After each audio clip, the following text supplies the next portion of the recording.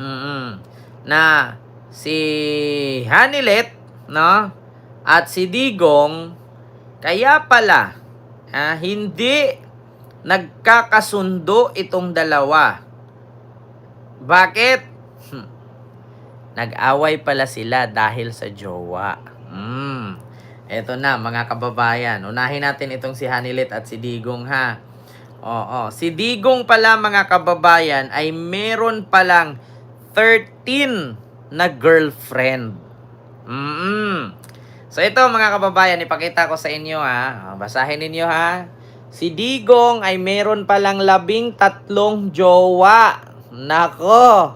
Kaya naman pala galit na galit si Hanilet at bininta ang bahay. Kasi bakit? Benta ko to. Baka pag napunta pa sa isang jowa, dalawang jowa, 13 ang jowa. Kaya ang ginawa ni Hanilet, ang para sa akin ay para sa akin. Ang para sa kabit ay para sa kabit. Benta ang bahay. Hindi pumayag si Digong. Sabi ni Digong, bakit mo ibenta yung bahay ko? Iyan yung pinakaunang bahay na naipundar ko. Meron ka namang mansyon. Bakit mo pagkainitan yung aking bahay? Nako, eto mga kababayan. Basahin ko lang.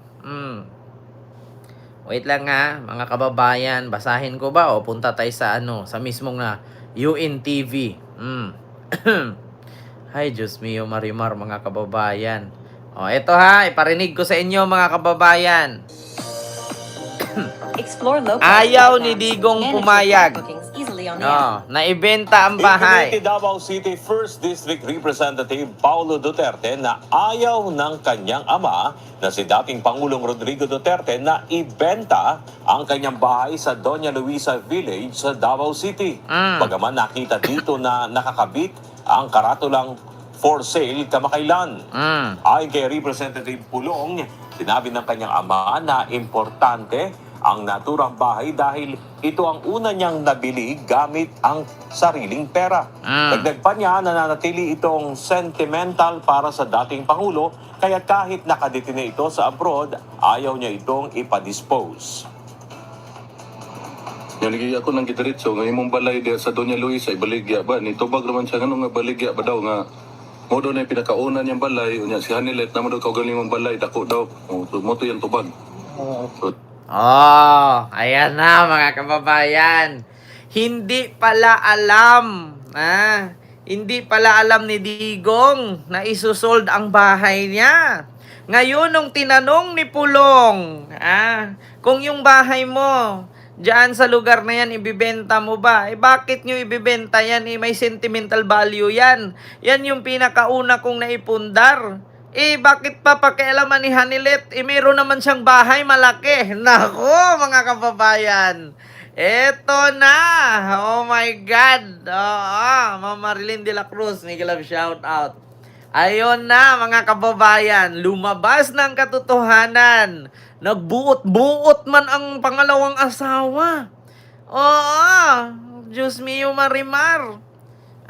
Yung pangalawang asawa, binenta ang bahay.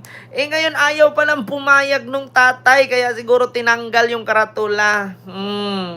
Bakit nyo papakailaman yung bahay ko dyan? Sentimental value yan. Meron naman bahay si Hanilet dyan, malaki. Bakit nyo papakialaman? Hala, mga kababayan, alam nyo yung buhay pa, pero hinati-hati nyo na yung ari-arian. Diyos mio, Marimar. Ito pakinggan nyo baka kasi mapunta sa iba. Ito mga kababayan. Ito. Ayaw niya itong ipadispose.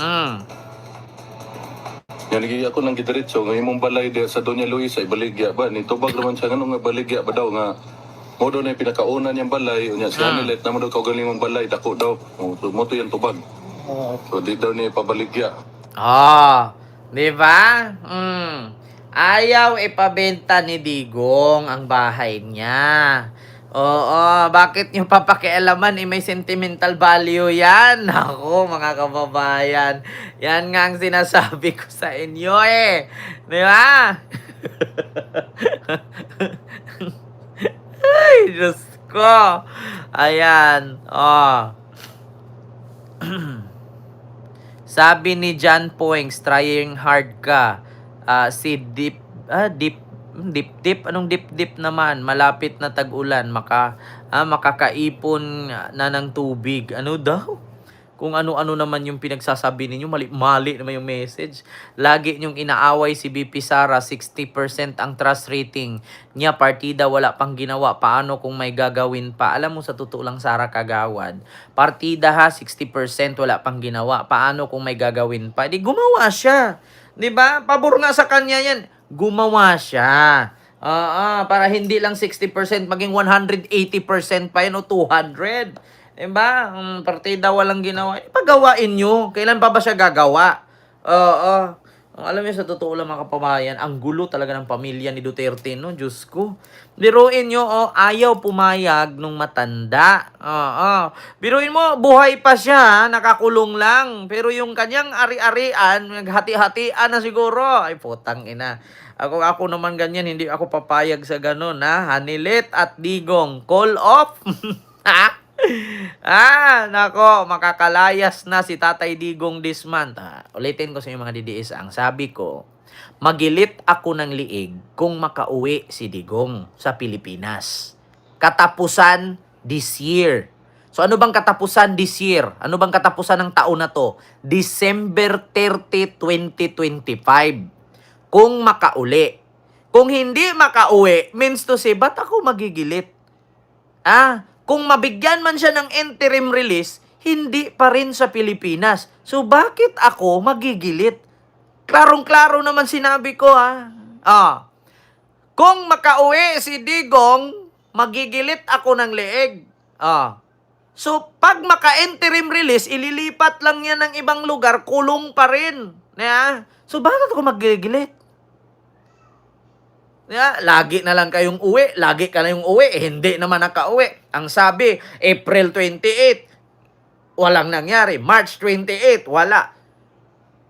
Ano na ngayon? July 1 na bukas. Hindi pa rin nakauwi. Putang ina.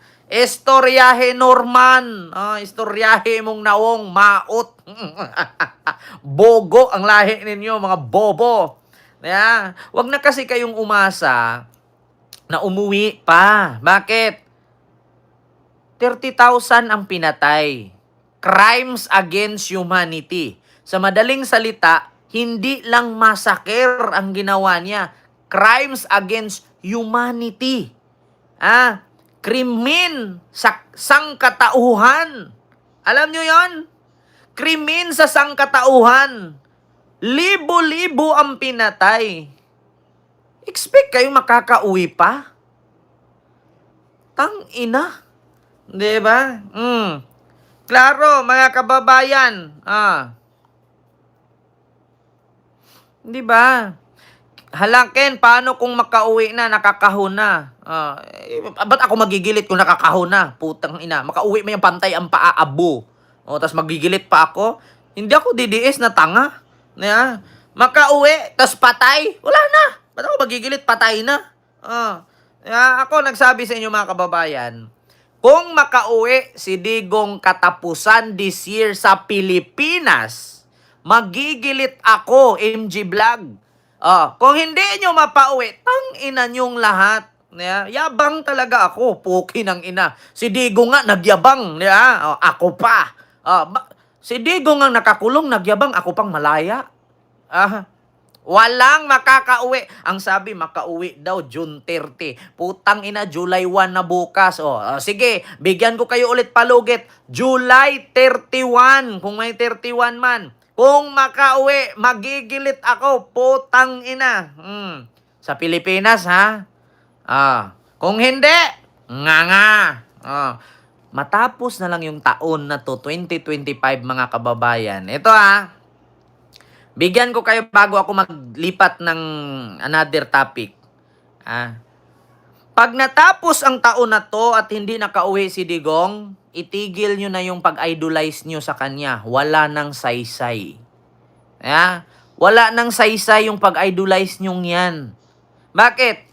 Natapos na ang buong 2025, mag 2026 years na. hindi pa rin nakakauwi, ano pang saysay na pag-idolize ninyo? Ganon yun. Parang isipin nyo na lang na si Digong patay na. Ganon yun. Yung dinasalan nyo 9 days, tapos merong tawag doon 40 days, tapos may anniversary. Sunod sa anniversary, wala na, di ba? Ganon naman yun eh.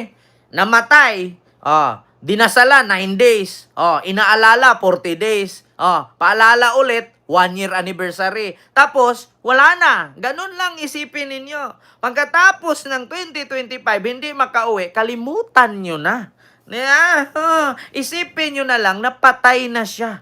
Ganun yun. Ano pang gusto nyo mangyari? Ilang taong kayo dyan magpakatanga? Ilang taong kayong magtatawag-tawag na tatay nyo si Digong, hindi naman kayo magkamukha ni Sarah? Ilang taon kayo na magsisigaw-sigaw na tatay-tatay, hindi naman kayo magkamukha ni Sarah.